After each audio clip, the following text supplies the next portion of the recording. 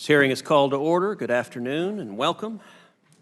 Today's hearing is entitled The Emerging Space Environment, Operational, Technical, and Policy Challenges. I welcome each of the witnesses. Thank you for joining us here today.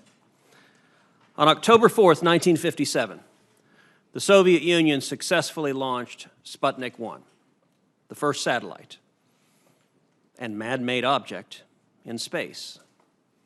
Slightly larger than a beach ball, and with barely more onboard technology than a beach ball, the satellite orbited the Earth every 98 minutes, emitting a beeping radio beacon that was picked up and rebroadcast in news reports all over the world.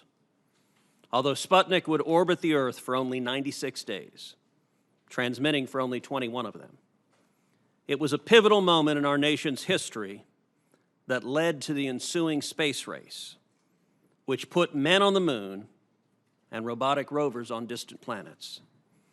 And it fundamentally changed the course of human history.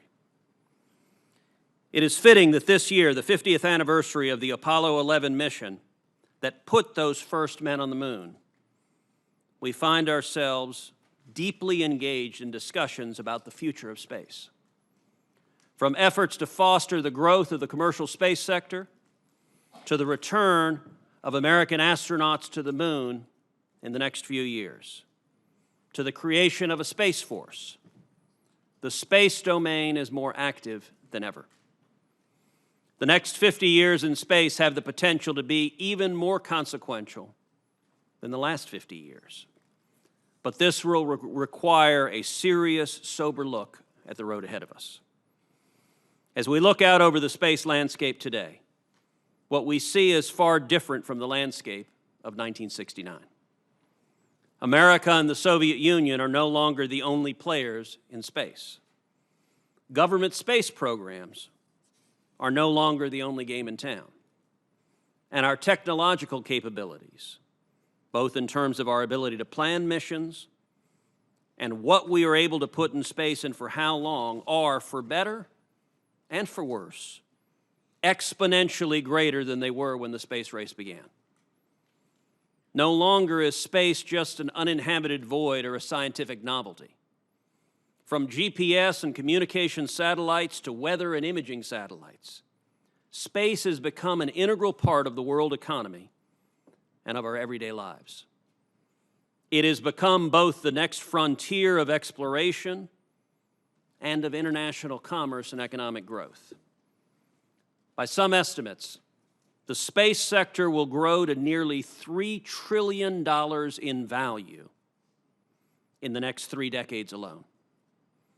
It is also my belief that the world's first trillionaire will be made in space. As commercial entities develop new capabilities for space, many of which were inconceivable even a few short years ago, and the government continues to leverage the commercial sector for launch services and exploration technology, the theoretical threats are becoming a reality.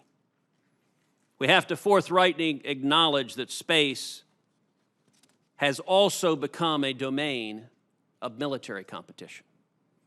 From the development and testing of anti-satellite missiles to the possible deployment of space-based weapon systems, the threats we face to our burgeoning commercial space sector, our civil space exploration efforts, and to our national defense are real. And it is long past time for the United States to act. Since the ancient Greeks first put to sea, nations have recognized the necessity of naval forces and maintaining a superior capability to protect waterborne travel and commerce from bad actors. Pirates threaten the open seas, and the same is possible in space. In this same way, I believe we too must now recognize the necessity of a space force to defend the nation and to protect space commerce and civil space exploration. As the United States looks to foster the commercialization of space, return to the moon, travel to Mars, and encourage burgeoning industries such as asteroid mining in which a small asteroid could contain rare materials such as platinum worth billions. A space force may well prove necessary to help provide certainty in ensuring that these efforts are successful, have longevity, and are not to be subjected to the whims of rogue or hostile nations. The importance of space to the United States will only increase in the coming years. And it is time that we recognize that reality and take concrete action to secure our supremacy in it.